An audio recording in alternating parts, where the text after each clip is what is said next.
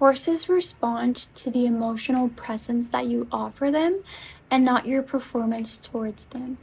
And so, if you're actually feeling sad on the inside, if you're feeling grief, but you're approaching the horse with happiness, with joy, and you're pretending as if that grief and that sadness is not there, they're still going to pick up on the grief and the sadness.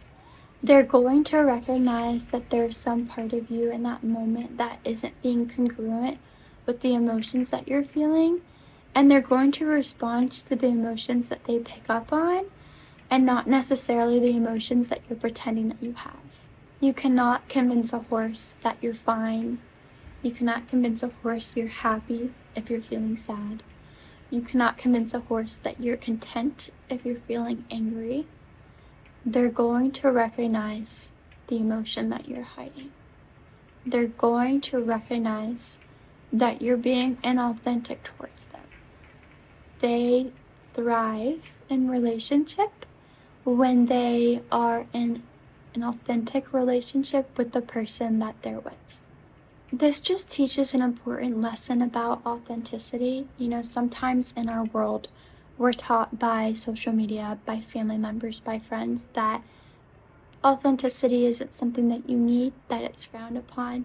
When in reality, as a therapist, I encourage authenticity because it lets you be you and it lets you show up how you want to show up in a way where you're not having to hide a part of yourself. You can just be you.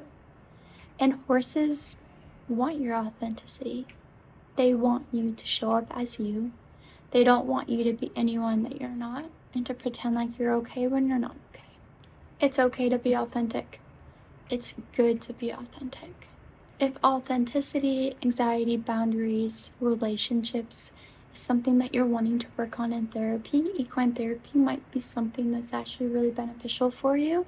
If you have any questions about how it might apply to your specific scenario or situation, I would be happy to answer any questions that you have and talk further.